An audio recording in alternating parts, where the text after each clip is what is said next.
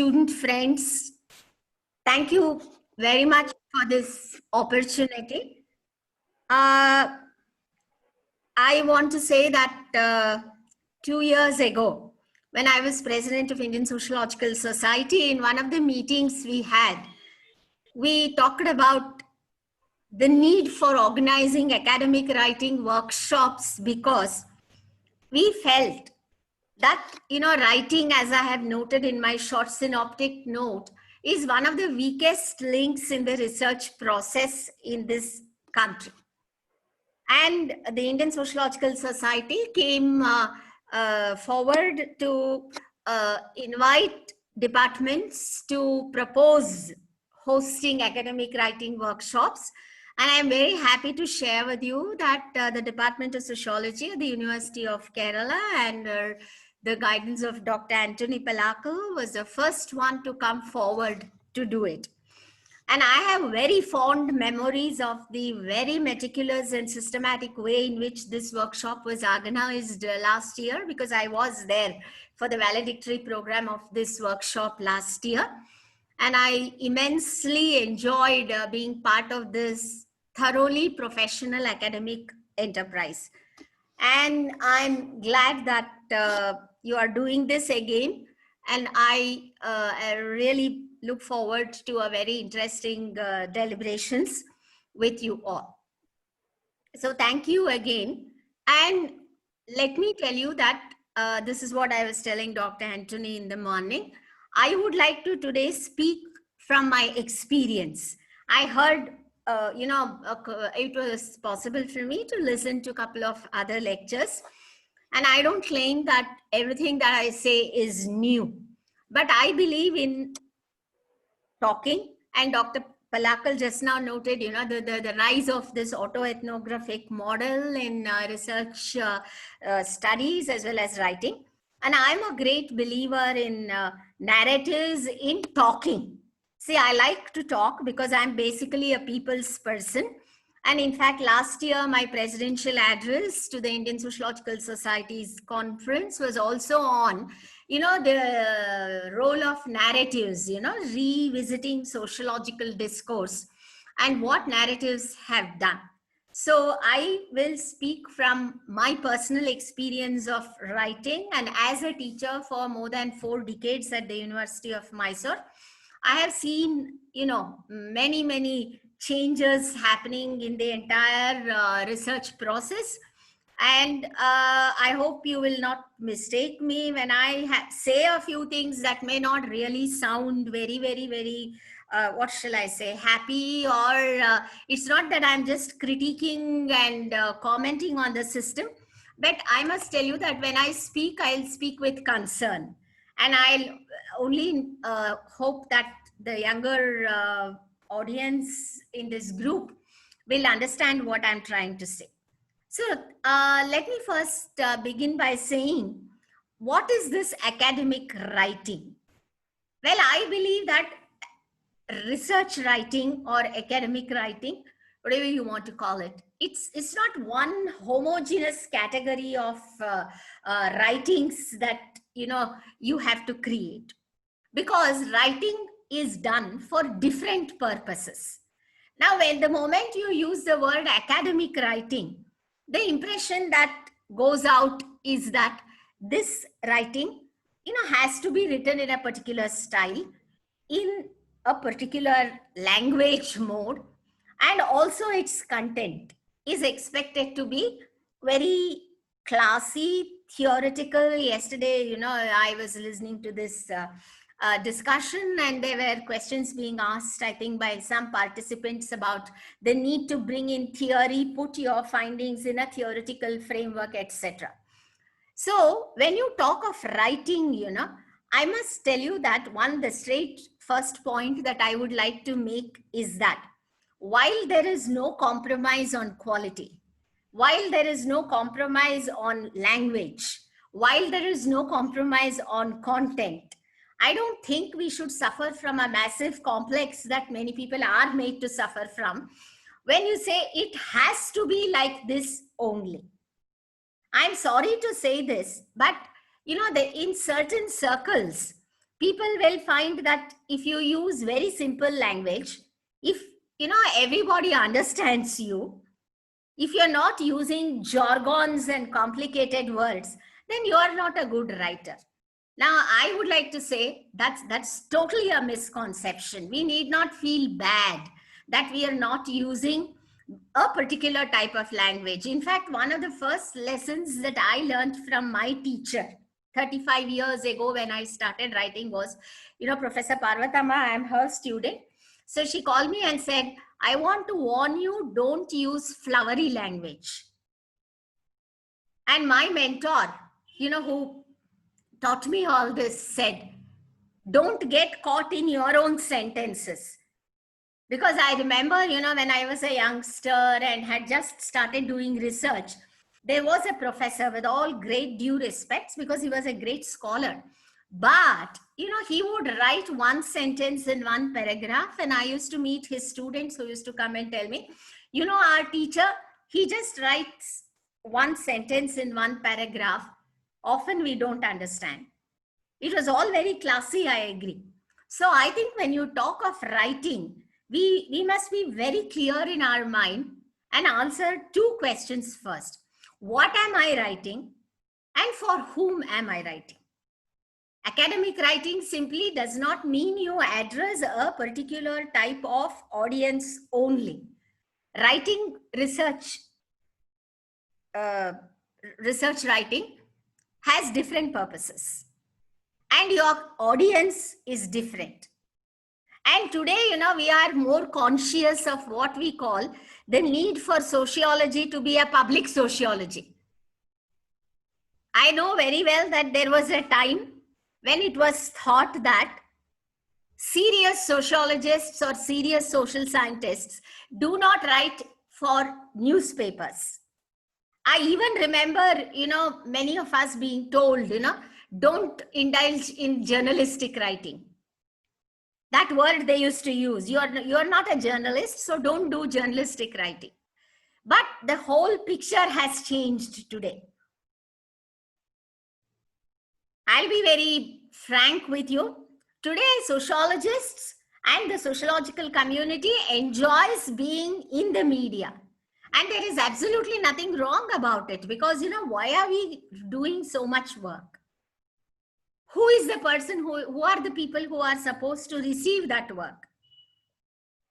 See, I learned a lot of my own participatory research methodologies from my colleague in the University of Calgary in Canada, with whom I did a lot of work with indigenous communities in Canada and forest dependent communities way back in Uttara Kannada district of Karnataka. We worked on 4 projects together, supported by the Shastri Indo-Canadian Institute. So he was working in this community in a place called Hare River in Canada. And I was working with a group called the Kunbi in Uttara Kannada district. When we initially started our research, we used to have lots of arguments, because he used to tell me that the data that is generated, that the writing finally that comes out of our research must be owned by the community. I'll be honest with you, for me, as we are not used to those concepts, I was quite shocked. I used to tell him, what do you mean by ownership of the data and the information by the community? He had already done by then great work in the Canadian Arctic with indigenous communities. And, the books that he wrote, the publications based on that research that was done there, very clearly mentioned that the ownership of that data, the ownership of the information is with the community with whom they have worked. So this was an eye-opener for me, because often, we don't like to admit it, but the truth remains that we take the people for granted. We treat them as if they are our subjects. They give us the information and we don't go back to them. So when we decided to start our projects, we decided that we will first go to the people some people might say, oh, this is very difficult. It's not easy to know. Nothing is a problem with this. So when we went to the people and asked them, many people, many researchers in social sciences and sociology in particular, don't do this. We decide what we want to study. How often have we asked the people with whom we want to work whether they want this research, whether they have perceptions that could be built into this research, and whether, you know, our work ultimately goes back to them and will be of some use. It's one thing that most people in the academic community think of scores, think of you know, job related requirements, etc. There's nothing wrong in trying to be academically active and alive and writing and reading and doing research. But ultimately, we also have to think of the outcome of this research. Is it going to the people for whom it is meant? Are they reading? Initially, when I started work with the forest communities, I met with a lot of hostility, you know, because those people were not happy. We were looking at the women's participation in, you know, this program called the Joint Forest Planning and Management Program. And the community with which I worked, you know, the word gender just did not exist there. They were shocked. They were angry with me. I almost got beaten up because they said, well, women, what are you going to work with women? We don't allow our women to talk to strangers. What do they know? If you want, you talk to us. Then over a period of time, you know, because I learned that one of the reasons for this kind of resistance was that people who had gone there earlier couple of times never went back. They didn't know what happened to the information that they gave. And of course, you know, this is really a very dense, beautiful forest, but with absolutely no exposure. They had no knowledge of what was going on in the world, what was being done with their data, etc. So when our work took on, and when people realized that we were not there only as information seekers, but we were using the participatory methodology, then my colleague, you know, Kareem told me, let's do this. So the first thing we did, I'm sharing this with you, whenever we started our work, we always made it a point to invite people from different walks of life. I'm not saying that I'm the only one who has done it. People have done this and are still doing it.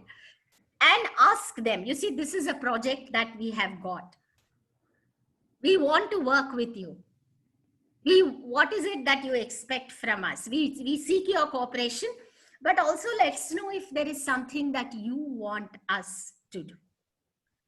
Now, talking about writing, I want to tell you that in one such meeting, you know, when we got a project to work on the role of civil society institutions in infrastructure building, in development programs in that region, one person in the audience, you see, he was a school teacher.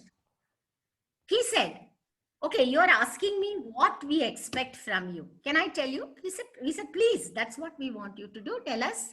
You know, he said, if it is possible for you, see how people think. If it is possible for you, if you have the resources, he said this in our language, but I'm saying it in English because I want you to, all of you to please understand. He said, can you create an infrastructure profile of this region, bring out a publication and share it with the communities here? This request came as a surprise to me and to my colleagues. He said, why? Why do you want this? So he said, look, there are 456 villages. You know, you can more or call many of them just human habitations. Very small villages, remote villages, completely cut off from any kind of connection, etc. Then you see, he said, we do not know what we have and what we don't have. This is a primary school teacher speaking. So he said, if you can tell us, take each village. If you can do that, he said, we will support you. If you can do that, please create a map, a profile map for every human habitation in this region. Bring it out in the form of a publication, share it with different stakeholders in this area so that, knowledge becomes power. Now I'm coming to this point. So what we did was, with the participation of the people, we created 50 questions. You may ask, this work can be done by anybody. It was not just demographic data. It had about 40 to 50 questions. Afterwards, we edited, we discussed with the people. We said, where is the village, primary school, different levels of schooling, whether it's which is the nearest bus stop, all those things. You can say, why do you need a sociologist to do this? Anybody can do, anybody cannot do. Because I believe that sociology is meant to ask questions. You can bring your insights. Sociological knowledge, sociological research, sociological understanding, these are things that have taught us to critically look at information, to critically look at the social environment that surrounds us. So when we were able to prepare that infrastructure profile, we brought it out in Kannada, and English is available, of course, in the soft form. And when the book got published, and we shared it with all villages, with all the state departments in the area, with the government offices in Bangalore, all related government offices, media, and many people were shocked to know, well, is this the kind of situation that prevails there? And I'm also very happy to share with you that because of this information we were able to give, today, 10 years, 15 years down the line, you will see that pre-metric hostels, post-metric hostels have been established in some parts of the district. That region, that taluka in Karnataka, is the largest in our state. But even today, there are millions of people who have not even heard of its name simply because it was invisible. Now, why am I telling you all this? Because we are talking about writing. And I began by saying that all writing does not serve the same purpose. It's very important to reach out to people. And I'm very happy that even today, this book that we were able to bring out, this writing, I will call it, was instrumental for bringing some kind of change initiatives in the region. So when you are doing writing, you also have to be very clear in your mind about the purpose. So let us not feel bad that we haven't, written in a particular format. We have not written in a particular style of language. But when you write research, when, the findings of your research are made available, who are the users? And, to quickly go back to what I said, there was a time, I know myself, 25 years ago, I would say, or 20 years ago, when it was thought that serious academics don't write in the media. They think that, it was one level less. No longer that feeling today. Because if you don't, as a sociologist, let your voices be heard, if you are not raising critical questions on development, on whatever is happening around you, then who else do you think should do that? Often, there is a line that divides our discipline from those of others. Some people say, as a sociologist, my job is to simply speak, theorize, write. I'm not a social worker. Well, I have always believed that social work is not a matter of degree or anything. It's a matter of attitude, the desire to engage yourself, the desire to include yourself in society and make, include society in your understanding, in your writing, in your reading. So all the point that I'm trying to make is that first and foremost, you must be very conscious of the audience that you want to reach when you start, when you plan your writing. And again, as I have made it very clear, there is no compromise on quality, on grammar, on language, and on content. But we have to first take into account the audience. I think there is some disturbance, the audience that you are reaching. That's why I would say not all academic writing, or writing for that matter, serves the same purpose. Now, coming back, I think this point has already been talked about in the earlier lectures, but how important it is for us to be self-critical. See, unfortunately, in a research methodology class, we talk about what is called stages of social research. I have done that as a student. I have also done it as a teacher. I have written. I don't say no.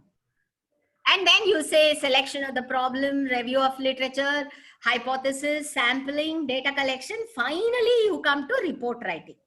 And I think that's a grave mistake, because my teachers and mentors told me, do not ever think that writing starts at the end.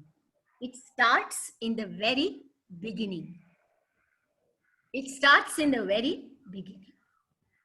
This is a lesson that every teacher of research methodology and every student of methodology has to learn and teach. We wrongly assume that you start writing the report or thesis or whatever paper only at the end. But a good research tradition requires that you start writing.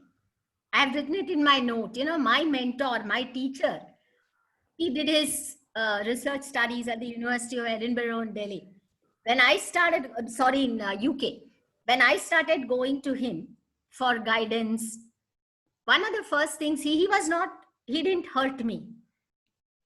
I thought that, you know, I speak very well and I write very well. I'll be frank with you, because nobody till then had corrected me. But he said very politely, you know, no, this is not the way you should write. Shall I tell you something? He said, my professor, you know, I accepted, I have written that, the 21st draft of my dissertation. I was shocked to hear this. I said, what? 21st? He said he made me write 20 times. Each time, some improvement was there. When I wrote my first proposal, it was struck down by a senior professor with whom I shared it. I felt like crying. I just shot it down, if I may use that word, 20 years ago, 25 years ago. But I didn't give up. He said, go. My professor used to say, she's a very strict person. He used to just say, you know, my father was a professor of English in the university. They were all colleagues. And the first time I wrote something and took it, you know, then my book went like this, and she said, Shia, you being his daughter, this is the way you write. That again was a shocker for me. I said, I thought that I had written very well. So you see, it's very important to be self-critical. If, you know, you first see what you have written, and you yourself will start feeling bad about what this, and your mind, you know, if you are very serious, sensitive, conscious of creating quality, you will feel bad, you know, you'll say, did I do this? Yes, who else will? I only did this. So writing is the most arduous task in research. And it is something you have to keep doing. And writing comes with reading. You know, that's why I said a methodology class which says literature review happens after selection of a problem is wrong according to me. It actually starts even before you choose the problem. And you have to read, reread, and read from other disciplines. This is again something that I learned from my teachers, that your reading is not confined only to your subject, because we don't live in isolated towers. You're talking so much of interdisciplinary research today. So in order to, I always have told my students, both to identify both our strengths and weaknesses. We have to listen to others and we have to read what others have done. Otherwise, no, I think that whatever I have done is the best. And there is a great deal of difference between the way we speak, the conversational kind of talk, and writing. So my own tryst with academic writing or writing has taken me through several stages. For 4.5 years, I wrote a column in a very well-known Kannada newspaper. And for me, this was a very big opportunity to bring sociology into the public domain. And when they started reading it, many people used to call, oh, really? Your subject deals with all this? We didn't know. And yesterday I heard Professor Shruti Tambe talk about this public sociology. I think that as sociologists, as teachers, as students, it's very important for us to take sociology to the public domain. Unfortunately, our discipline and our voices don't have the kind of visibility that we must be having. Because, many of us still live in ivory towers. We live in isolated compartments. That's why I said public sociology today, sharing people's experiences is very important. Why do you think, COVID, for example, about which we are all talking so much, and it has touched our lives in different ways. But generally, it's looked at as a health issue, as a demographic issue, or as an economic issue. But there is a huge sociological analysis that can be done, that needs to be done, that must be done to understand this pandemic, its impact. It is group specific, location specific, caste specific, religion specific, occupation specific. All these dimensions have to be brought in by sociology. So I think that reaching out through your writings, reaching out to people, telling them certain hard truths, raising certain questions that otherwise, don't come up. I remember I was called to, speak and give a small write-up in a medical conference. People say, what? Then when I spoke about, the concept of gaze, medical gaze. When I spoke of the hospital as a total institution, the doctors there were surprised. They said, we did not even know these things. For us, everybody was a patient. We never even thought that there are these angles. And they said, thank you very much for telling us this. We will start looking at our profession differently. And I think that is where writing in sociology has meaning. The main job of writing, my own purpose in writing, whether I write it in Kannada or in English, has been mainly to set people thinking.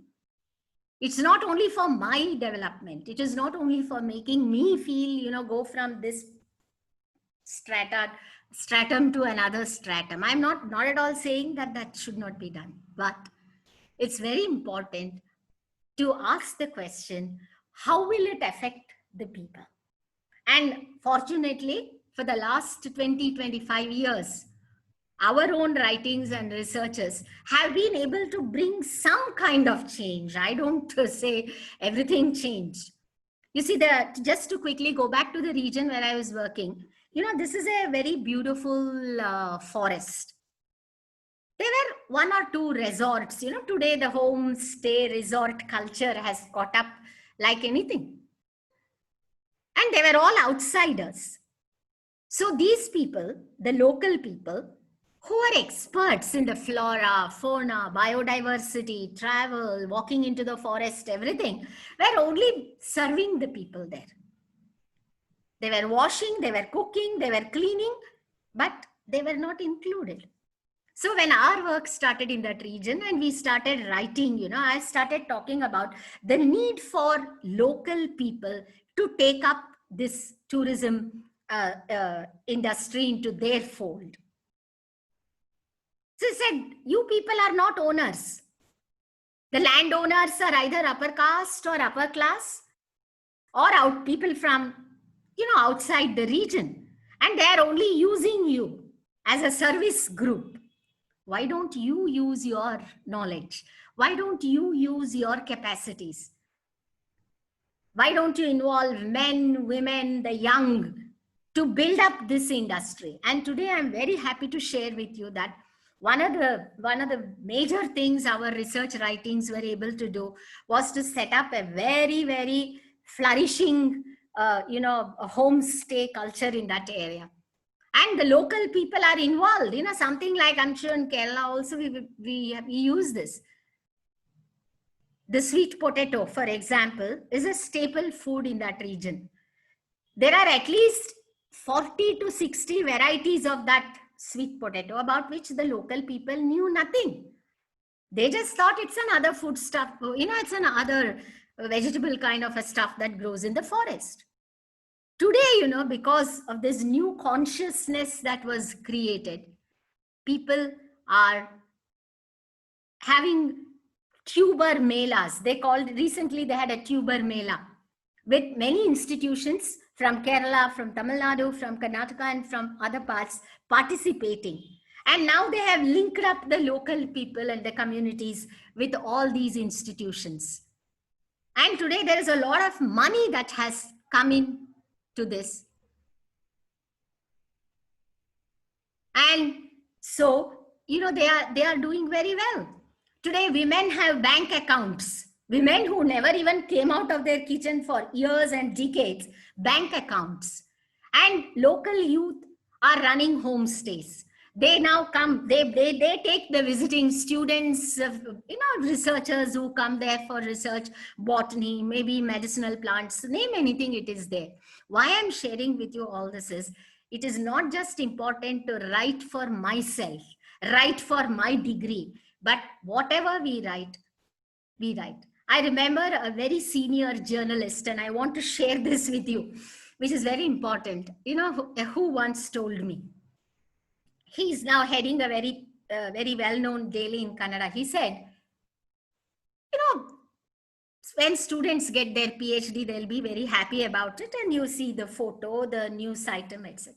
He said, every day to my office, so many people from your university come with notifications and pictures. I said, okay, we will put this.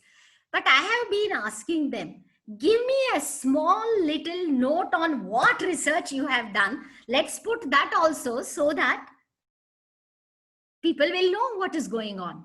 This is writing. He said, I'm sorry to tell you that till date, not a single person has written anything. I said, just give me 4 lines, what you have done, where you have worked. It's not just a topic per se. So I can go on speaking. I hope I just have another 10 minutes and then I'll stop. So what I'm trying to say is, when we write, first, there is need to read. Read from other disciplines. Read what others have written. Read what, experts in the field have written. Have the patience to listen. And when I read what others have written, I will know what is it that I should do. And I think in research, I always tell my students, it's also important to know what you should not do. Generally, we think of only what is it that I can do, how should I do it? But it's also important to think, what am I not supposed to do? Unfortunately, today, I've already made it clear to you that I'll speak from my experience. Please don't mistake me, and I'm not personally commenting on anybody. Persons don't matter anything to me, but I'm only concerned about writing as an issue, publication as an issue. We must read, reread, and reread your writing first. I said already that's writing must be a habit. We are very weak in that because our application capacities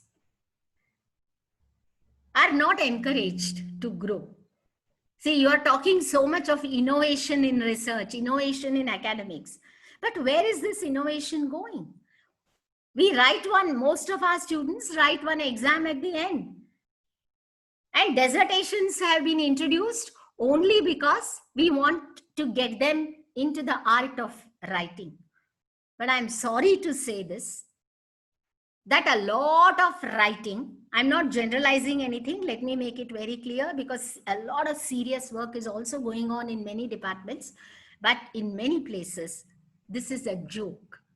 Just, change. It's one thing to refer. It is another thing to copy. I heard this being discussed yesterday. It's another thing. Now, coming to publication, I mean, what I'm saying are facts known. Today, there is so much pressure to publish. Yes, we must publish. I agree. It should reach a logical end. I'll be happy, if my work gets recognized. But where and how? Today, publication, unfortunately, has become, what shall I say, business, industry. And who is calling the shots? Where you publish is also very important. Reading good journals is important. And there's been a plethora of online journals, especially today. And I'm very, very, very horrified and angry, I will tell you. I will use this word consciously to say.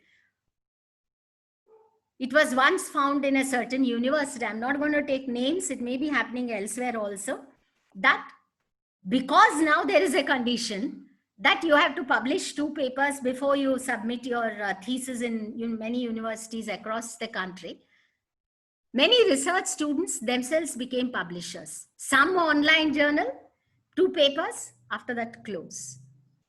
Now this is no joke. We are making a mockery of that, a very serious issue, as I call it. And so much is being written today. So much is being produced. I will tell you this. I don't feel bad to say this. I once got a call. I will not take any names. I will not take anything, but I'm just sharing this with agony with you. I once got a call from, a young girl who was a data entry operator in a typing store in my place. You know what she called me for? She said, "Madam," I don't know, she got my number. She said, "Ma'am, I have been given a book by somebody. It was a book on a certain tribe in a certain place, and asked to copy this." She said, "I'm interested in literature. I'm interested in reading." So I couldn't keep quiet. I thought that I must bring this to your notice. Do something. I can't take it, she said. But you see, I am an employee here. I'm a poor person. I have been asked by my boss to do this, but I couldn't control when I saw this because it's being made into a thesis. Now this one has to stop. I did my best, brought it to the notice of the people concerned, constituted committee, all kinds of things happened. Finally, it went through. I agree that we always need that inspiration to study. We need that inspiration to read. Like somebody once told me, "Oh, Marx is nobody's property." I know that. But quote. Take it from any source. It's not just, nowadays many writings, publications have come in for a lot of, what shall I say, issues when they have even gone to the court. which is original and which is copy. Articles are being produced. You only change the place. 2-3 times it has come to me only, I'm telling you openly, to find out which is original. You know, X place becomes Y place and Z place becomes A place. That's all. Nothing else changes. So I want to tell you that whatever we may write, we don't have to make it a production kind of a house. But whatever we write, it may be just one publication a year. Whatever. The purposes are different. We have to get out of this copy-paste culture when we publish. Make mistakes, it's okay. You learn by making mistakes. And you always will find, I want to say before I close, that your second draft will always be better than the first. At least some change will be there. So writing, you know, as I've said, I'll just summarize and close it. Writing, as I have said, repeated it, is not meant to be started at the end. It is something that needs to be done right from the beginning. And first think of who your audience are. Don't, as I have said again, and I repeat this, do not feel bad if you have used simple language. I'm so consciously making this statement. The quality doesn't lie. When somebody says, you know, look at the kind of language he or she is using, I didn't understand anything. That is not what you are meant to do as a teacher, as a researcher. You have to have your people understand what you're talking. So simple language, short sentences, not going around and around and around and using big words. That itself is not academic writing. Second thing is publish, but be very focused, you know, as to where you want to publish. You have in each subject journals. Everybody may not be able to go that far. Peer review, you know, is very important. People get angry when they send their writings, and some people review, and when they get the review, you know, and some people refuse to believe that they can be corrected. So we must first get out of all these jargons, listen, talk, learn, and more important thing is to unlearn. So thank you very much. I've just shared some of my thoughts with you because I like always to speak, and talk, because I think narratives, talking is a very important technique that often we have forgotten to use.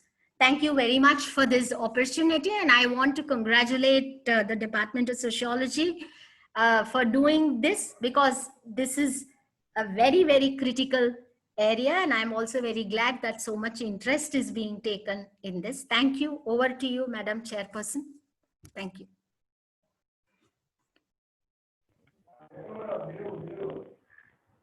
Thank you, Indira ma'am, for your interesting and informative talk. Really, the session is quite refreshing, and how one can make writing better is really a thought-provoking one. And also, you opine that academic writing cannot be homogeneous in nature. Both our work and writing must have relevance in the public domain and try to touch people's lives. Thank you, ma'am, for sharing your valuable experience. Now the session is open for discussion. And dear friends, if you have any questions, you please unmute your mic and ask directly to Indira ma'am. Please.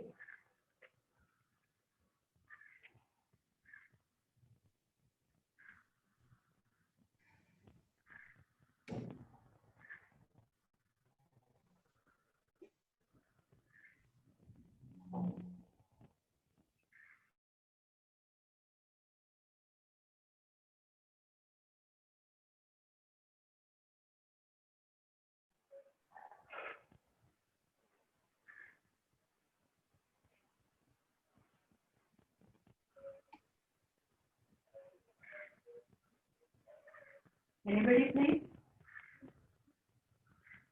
Hello.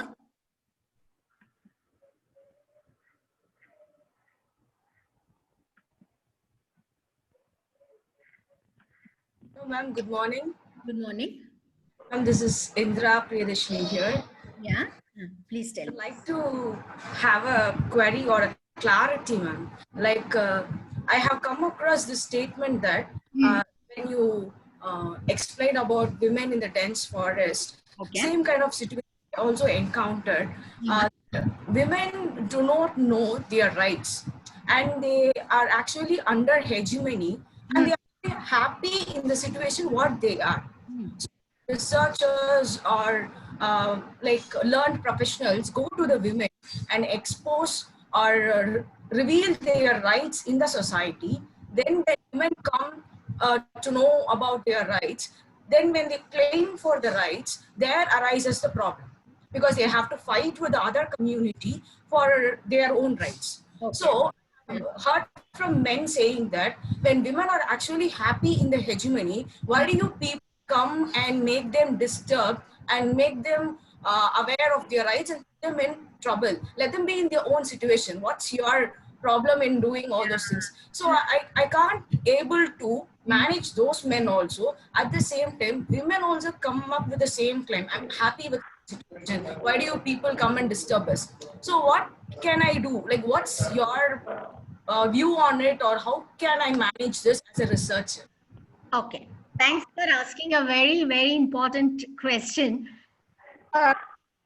It's not that we have not faced it. I remember once a very, good friend of ours picking up a fight with me and telling me, my mother is so happy taking care of all of us. She's been doing this for years in her life. Why do you people come and disturb us? Why do you come and spoil tranquility? But I'm very clear on this. You see, there is always a line that you draw between personal, so-called personal happiness and social good. When you find that something is, because ultimately I think as researchers, as students of sociology or students, basically as those who got access to knowledge, it is also our bounden duty. Oh, you may speak to one person, though we don't imagine that we change the whole world. However, it is very important for us to point out that something is wrong. Socially, it's not good when we see that. Because a lot of research, yes, I agree with you that, a lot of research that we do is very descriptive. We have talked so much about violence, we have talked so much about inequality, we have talked so much about everything. But the real good research is one which raises 2, 3 typically, critical questions and comes out with answers. People will say yes, because I have been in the women's movement and came into women's studies academia from the movement. So I know what this is, what you're talking about. They say, these people, they come and they disturb us. They come and, put ideas into the minds of our sisters, our wives, our mother, etc., etc. But no, I think that research ultimately must put ideas. It doesn't matter what the response is. But my own experience has taught me, and women also, you see, they have they've not had exposure, and they haven't even thought about it. See, housework, for example, unless you talk to people, unless you convince them, take examples from their own lives, show how, by them being vocal, by them asking questions, by them refusing to do certain things, or, adamantly saying, yes, I'll do this because it's important for me. You will never let women that we are talking about, know what is freedom of choice. So I think that in research, in writing, it is very important to raise questions and attack. Whatever language you may use, of course, you need to use uh, language. Many times you have to be quite open and vocal about it. People may say, look at the way she or he talks. But then it is important, because we cannot forget that it is only that kind of writing, it is only that kind of creative thinking which has brought all of us this far. So we don't need to make any compromise, because, I'll tell you one thing, always in life, the path of compromise is very easy. And unfortunately, many people are doing that in research also. But the path of conflict is always strewn with hurdles. So you choose that path of conflict. As a researcher, if you find that something is not right, right not in a personal context, but right for society, for social good, for social justice, always point out. This is what we should do, and this is has been always my conviction, and that's what I do when I write. Yeah, ma'am. Thank you, ma'am. Thank you so much for your insight. Ma'am, one question from Sam Nesamani. Dear ma'am, what do you think about the mushrooming dubious journals prescribed by UGC? But sorry, what do you think of the? What do you think about the mushrooming dubious journals prescribed by UGC? Not reliable journals, it was prescribed by UGC. Well, I think the question itself has, you said dubious journals approved by UGC? Yeah, prescribed by UGC. Prescribed by UGC. Prescribed. Yeah. Well, all I want to say is that today publication is a huge, big racket in this country. I'll be open about this. It's a racket. And, you know, it is power to some people, to some houses. I was also quite surprised that some names have got in and others have not got in there. So I think that today publication has basically become the power of lobbying, the power of, making people in positions of power accept. You go to many college libraries, you see some 30 copies of a book by people whom you have not even heard of, because today there is a huge group of what they call as ghost writers. But many of these, you know, I'm not generalizing, I made it very clear, but there are many publishing houses where which have employed the services of these ghost writers. They prepare books by dime a dozen, journals by dime a dozen, and then get it across. I think that the academic community here in India, barring a few exceptions, is not vocal to get its voices across to the places and people who are supposedly going to matter in this country.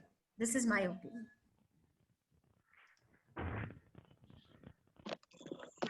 Hello, good morning, Dr. Indira. Good morning. This is Roy PK. I was your student, ma'am. Okay. In fact, I am so happy and excited to see you. Okay, and when I got the browser for this webinar, I saw your name. You are my HOD. I was in the 1995-97 batch. In Mysore?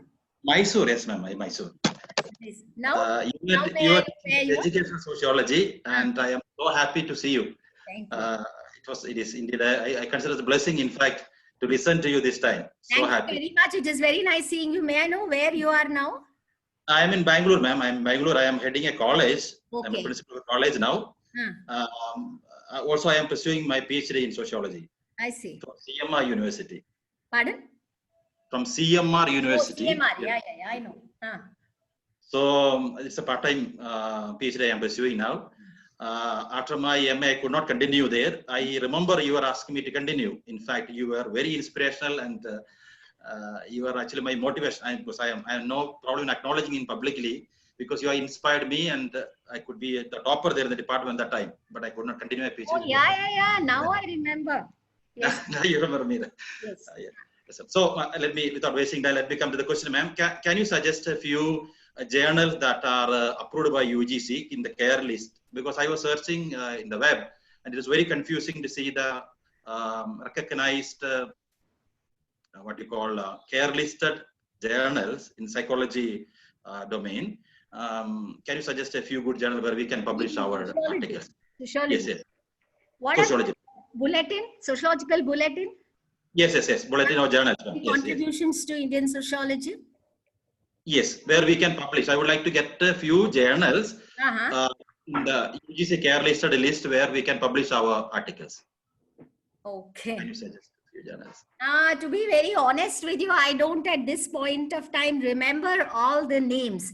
But to the extent possible, I will tell you. See, publication is also, publishing in a good journal is also a big challenge because it's a long process. Often the realities are different from the, what you call as the ideal. The reality is that you are, especially when you are doing research, you are under a certain time-bound program kind of a thing to publish in a certain journal your article before you submit your thesis, etc. But to the extent possible, I would suggest like this. These are the very good standard journals, but even to and get a consideration to be published there, it will take sometimes 2 years, 3 years, 4 years, or may or happen or may not happen. But I would only suggest that even among the online journals that are there, I would say that this is only my suggestion, that you go to the website of the journal, okay, and see who the people who are involved with that journal are. Okay. Then, you will get an idea of, the seriousness with which that journal may be under publication. And I always look for this, whenever it's an institution or writing, I would always look for names. I'm not saying that I'm going to sit in judgment. I have still a long way to go and I've never believed that I'm the ultimate. But still, you will know who a serious researcher is. Because in every discipline, there are some names. And we must keep on adding to those names because the younger generation must get in and that list should be, everybody cannot be this only. So I would suggest look for those names, look for the work that they have done, because now that internet is so active, this is something that you can do. And when you know that, they have a credibility in that area, in the discipline, then I think you can consider that for publication. Okay. Thank you so much, because we know these days there are a lot of fake journals. Definitely. I am saying, they are created for the sake of publishing 2 articles, and then you look for that, it's not there. Okay. Thank you so much. Sorry to say this, there is another big discussion in the academic world about what is important for teaching. Okay. Your performance, your capacity is judged on the basis of your publication. But how often do people find out whether you are a good teacher, you are doing your teaching job properly because you are a teacher first? But publication is important. I don't deny that. But this is what you should do. Look for the work that people who are controlling that journal, who are in the editorial board, advisory board, what they are doing. Okay. Thank you so much, ma'am. I would like to contact Anthony Parakal and get your email ID so that I can keep in touch with you. Maybe I'll go trying to organize this. It's just ramaravindira@gmail.com. That's all. Okay, ma'am. Thank you. Okay. Thank you so much for nice seeing you. Number also from Dr. Palakal. I have no problem. Give me a call. Thank you so much, ma'am. Thank you. Hello, ma'am. This is from Shivani Kumari, and she is doing a sociological study of migration. I am little bit confused. Shall I add theoretical perspective in it or not? If I add, what should I add it? Theoretical perspective or sociological thinker? So I understood the first part. Sorry, will you kindly repeat? Study on migration, right? That's what you said. Yeah. She's doing sociological study of migration. I am little bit confused. Shall I add theoretical perspective in it or not? If I add, what should I add it? Theoretical perspective or sociological thinker? Well, I think migration is itself an area in sociology which has been analyzed, discussed, and written about. So, and again, I don't think migrants are again a homogeneous category. So, first and foremost, it depends on who your study group is. And depending on that, there is absolutely nothing wrong in adding a theoretical framework, because you do not necessarily use theory to only prove what you are saying, because always new theories must come. You can use theories even to critique those theories, if you think that things have changed now. You can use theory for inspiration, you can use theory for critiquing, you can also use theory to just substantiate what you're saying. And so there is plenty written on migration in sociology itself. And so I think, yeah, using them is fine. But my only suggestion is that you take it forward from there, your own work. You show how different it is. See, unfortunately, in writing, what we do, and I've seen this in PhD thesis and dissertations, we always have a big chapter called Review of Related Literature. But I'm subject to correction if I'm wrong, but in majority of those reviews, it's like so-and-so has worked on this, this is what he says, or this is what she says. But very rarely we say how different my own work is from the work already done. Or, make a review of all those studies, which will say, see, these are the main points emerging. I think in research writing now, it is very important for us to make it mandatory to include at the end of the review of literature chapter, if we have one in our thesis, a gist of what all these studies have done, and go on to say how my own work is different, or is it simply repeating what this has been done. See, in social science, we have one very convenient argument. When somebody says, what is so new in what you're doing, this is already done anyway.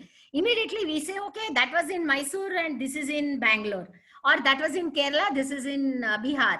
Or in Mysore itself, we say, oh, that area is different from my area, So why are you saying that I'm copying, I'm repeating?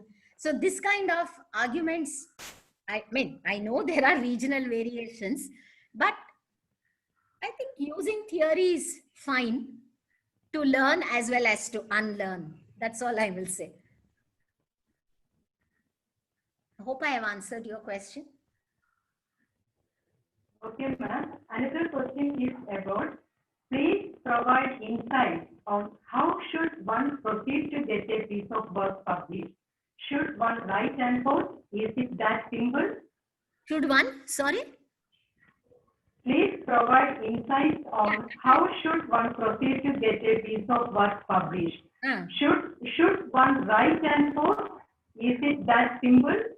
No, I'll tell you, nothing is simple. But it's in our hands to make the process simple.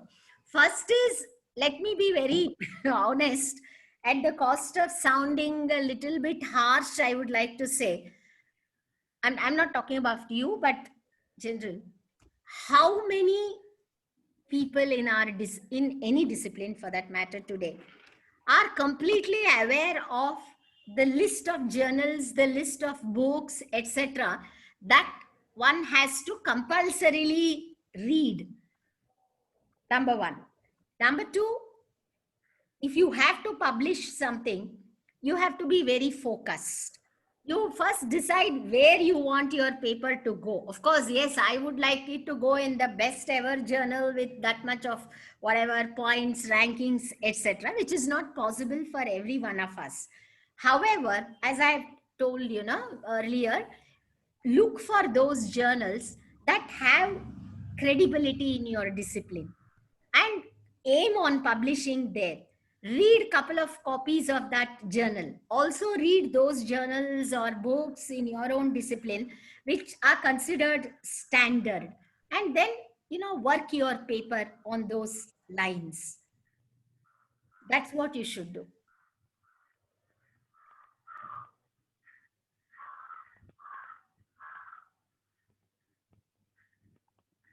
Any other question?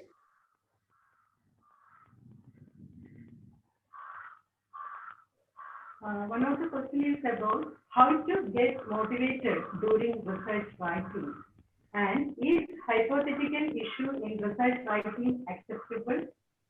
hypothetical. Yeah. Well, you see, my view on a hypothesis is very clear.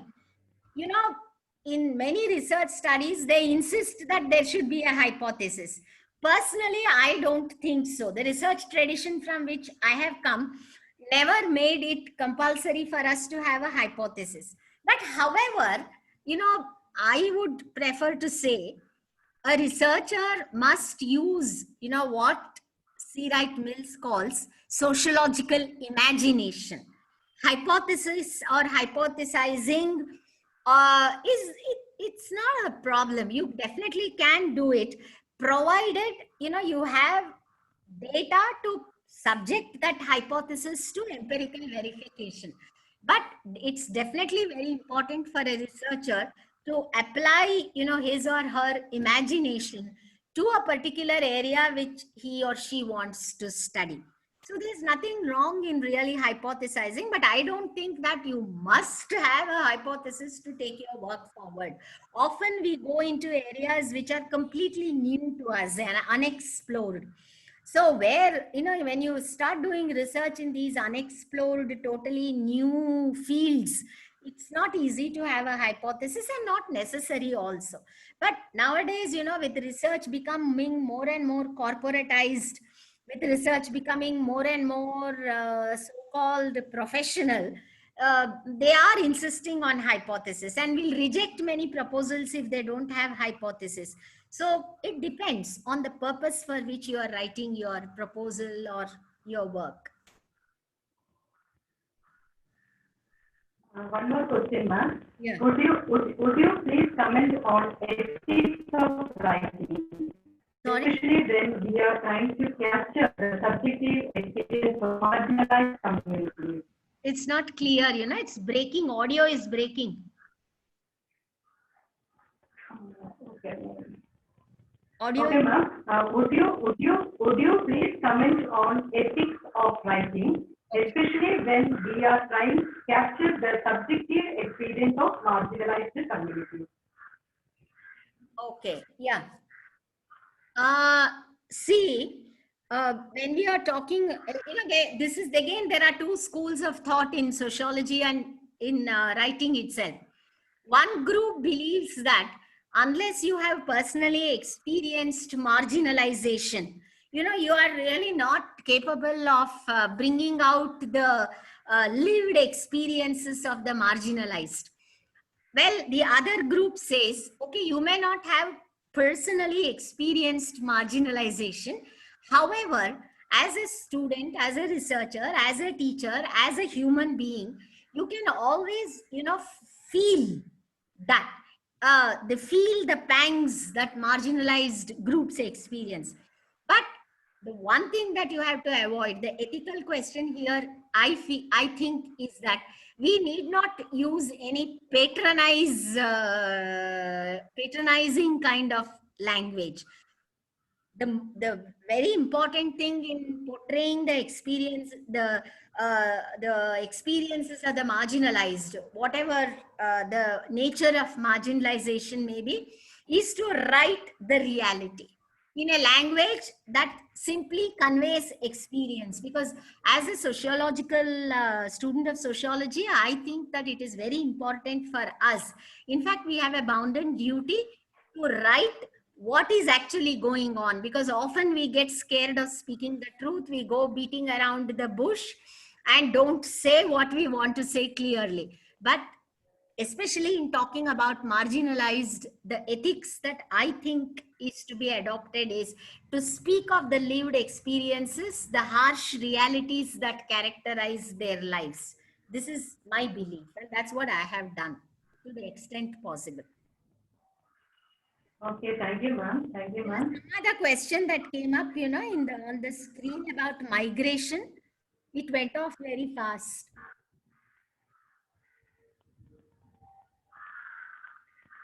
No, ma'am, that is already right writing. Sorry? Oh, it's already answered? Yeah, yeah. Oh. Another question is, how should we approach research related to environment? How first is we have to have a clear conception of what is empowerment. See, unfortunately, what happens is in many researchers, there is neither conceptual clarity nor is there a definite focus. So empowerment, for example, is, it's a concept. It's not Ma'am, excuse me, ma'am. practice. Excuse So me, ma'am. you have to, yes? Ma'am, it is not about empowerment, environment. Sorry? Environment. Okay, sorry. I heard it as empowerment. Environment, is again a multi-dimensional issue. It's environment simply, and everybody knows this, I don't have to say this. Environment is not just about the physical surroundings. The environment has different meanings for different people in different contexts. So when you say doing environmental research or research on environment, we have to first define the concept, understand and present in a very focused manner what I mean by environment.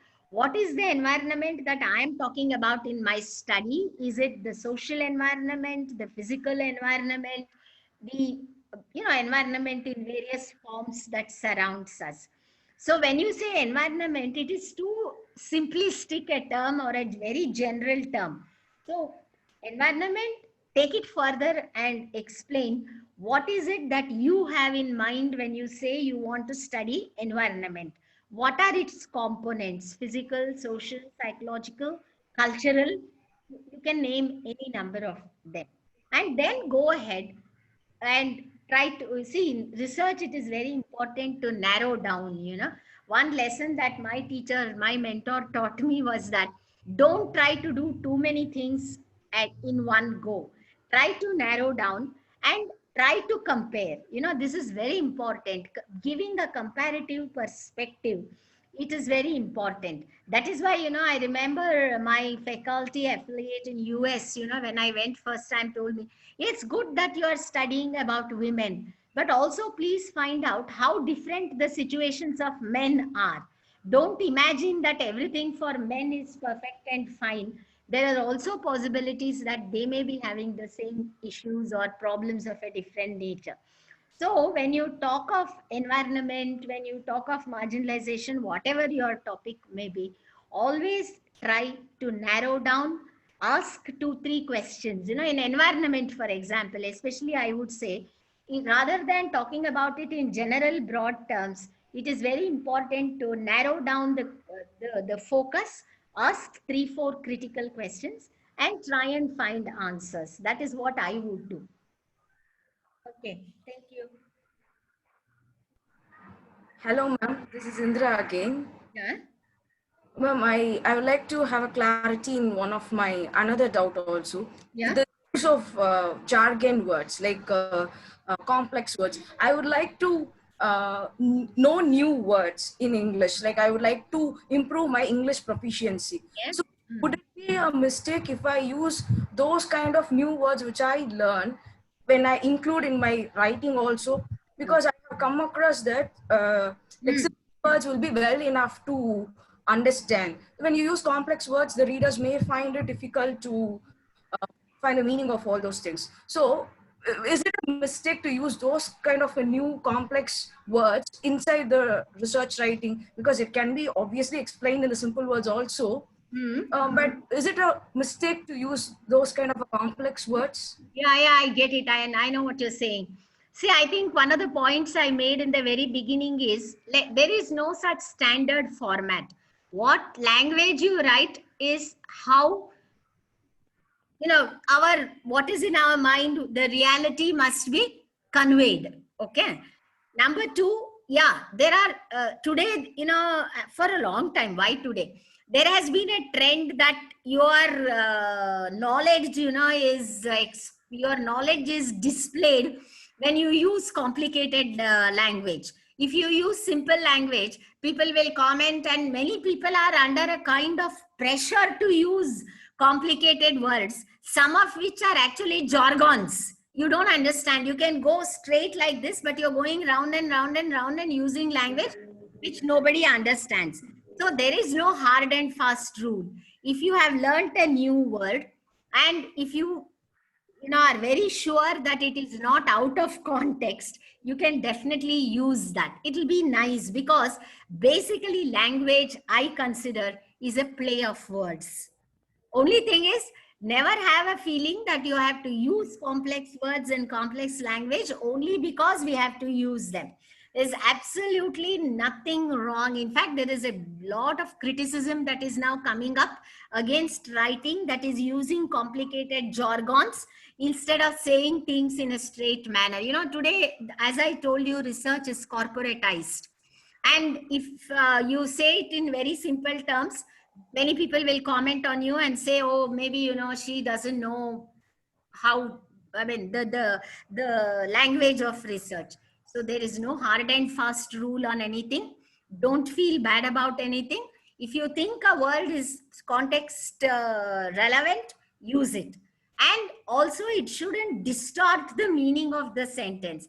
But the best thing would be to say it in straight, simple, short sentences. I like that. I do use, I don't want to say that I don't use complex words sometimes. I do use, but I think that it's not really necessary to do that just to convey. But if you know that word, if you know that it is used in sociology or any other discipline for that matter, depending on what your theme of writing is, you can use it.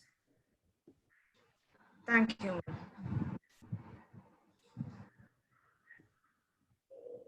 Hello, ma'am. One more question. Yeah. One more question.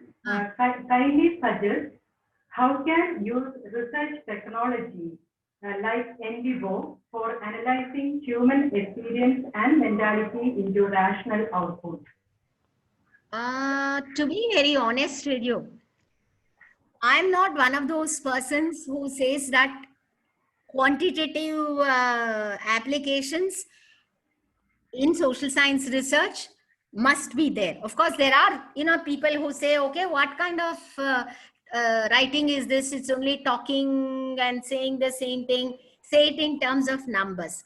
But if it is relevant, if it is possible, and if it does not really make life more complicated for you and for those who are reading, perhaps you can use technology.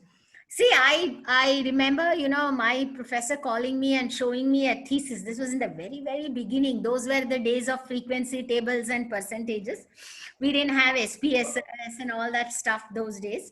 So but then itself, she called me. This was very early 1980s. And she said, look at this thesis. It had been sent to her for evaluation. She said, do you know that this thesis has 200 tables?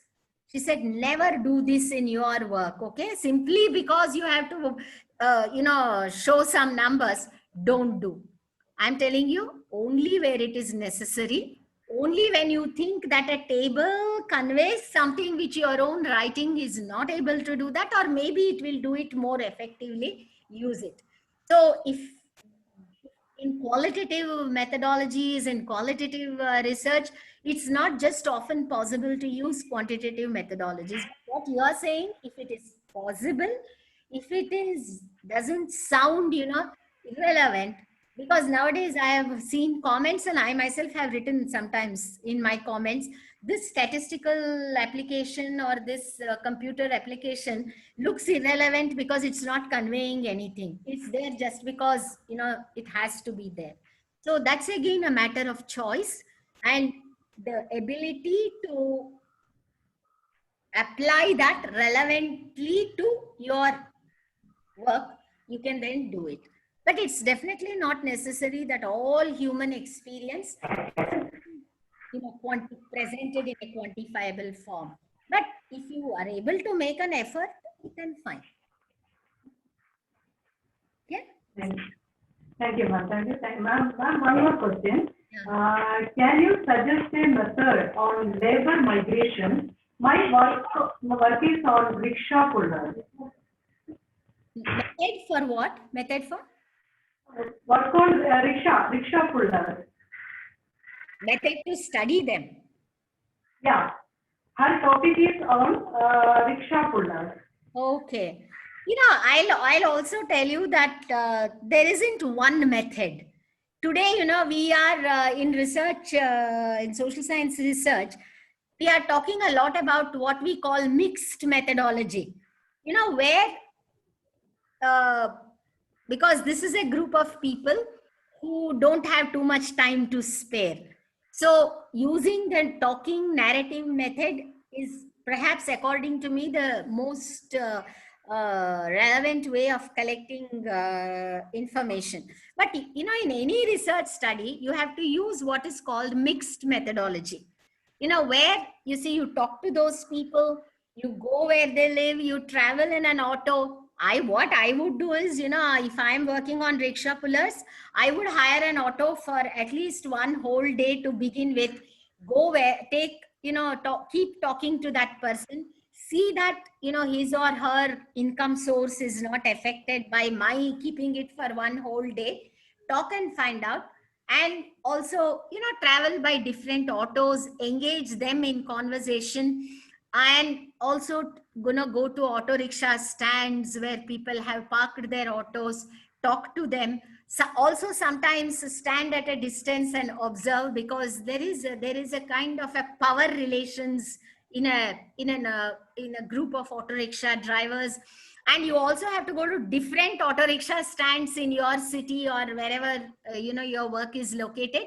Because, for example, in Mysore, I know there are a couple of auto stands. There are many number of them. Area wise, they are there. But I know that there are certain rickshaw stands, in my city, which are considered to be power blocks where certain things happen. So you have to identify all that, and then you start collect. See, here, what a method like what we call as snowball sampling will be very effective, because you have to develop, that kind of a relationship with at least few auto drivers, whom perhaps, who can spare some time for you, and through them reach out to different groups. And in sociology, well, you know that it's very important to bring certain elements into the research: the power dimension, the class caste hierarchy, the location, the kind of the socio-economic background of people who use autos. All these things have to be brought. Okay, ma'am. Okay. And one more question. When we enter into environment-related topics like water resource management and public participation, what should be the approach we use? What should be the approach? Public participation of what? In environment management. Yeah, environment-related topics like water resource management and public participation. Yeah. I think there has been a lot of research done on this topic, and there are very good, examples in India itself of how water resources have been managed in forest regions, in rural areas, in tribal communities, to handle environmental issues. So for a topic like that, I think that you have a lot of reading is required. First, read a lot, get, lived in experiences of communities working in the water resource management area, and then go ahead. In many parts of the country, in every state, I'm sure there are examples of how public participation has happened in water resource management at different levels. Read them first, and then you can take off from there.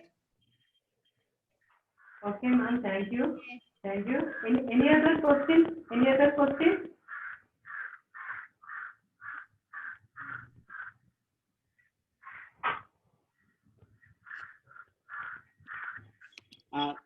Professor Sandhya, Sir? I think we can wind up. I think there is no more questions. And if anyone has any further question, then can contact Professor Indira directly. Yeah, you can please share my email with them. Okay. Okay, ma'am. Okay. I think it's time to wind up this session. And thank you all for your active participation.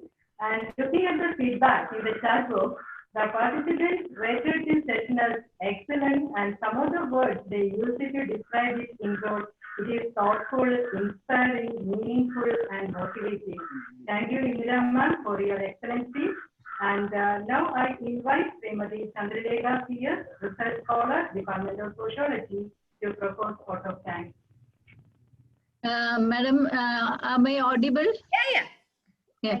You hello. Good morning, respected teachers and dear friends. On behalf of Department of Sociology, IQAC and Research Students Union, I express my sincere thanks to Professor Dr. Sandhya RS, Department of Sociology, for successfully chairing the session. I extend a really hearty vote of thanks to Professor Dr. R. Indira, eminent sociologist who needs no introduction in India as well as abroad. Department of Sociology has a very warm relation with Professor Indira. She spared time from her busiest schedule to take a wonderful, insightful and enriching session called My Tryst with Academic Writing and Publishing. Today we had an opportunity to hear your experience and thoughts, and this will surely be going to encourage all of us in our future academic endeavors, ma'am. And I extend my sincere gratitude to most respectful Dr. Anthony Palakal, Organizing Secretary and the Head Department of Sociology, for arranging this international webinar on the art of academic writing and publishing. I also extend my gratitude to all the participants from India and abroad. Thank you. Thank you very much. Thank you, Chandralekha. Thank you, Chandralekha. Now I hand it over to Dr. Anthony Palakal, Organizing Secretary of this webinar. Now it's all over today's session, and Professor Indira, once again, a big thank you to you. I know you are there for us all the time. Thank you. It's my pleasure.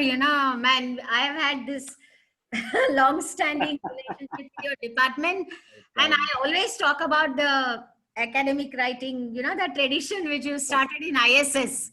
Correct. Yeah. Yes. Last year. So once again, very kind of you to spare time. My pleasure. Thank you. Thank okay. you. I'm Professor Sandhya. Indira ma'am, good morning. Thank How you. are you, ma'am? Hi, how are you? Yeah. So we will wind up. Fine, ma'am. Fine. Thank you. Thank Thank you. you, ma'am. Professor Thank Sandhya. you very much for your contribution. Okay. Thank Thank you. Bye-bye. With conductor of the session. Okay. So tomorrow, Thank the you. last day. Excuse me. Just an announcement. Tomorrow we have the last session, the valedictory lecture will be delivered by Professor Murali Nair.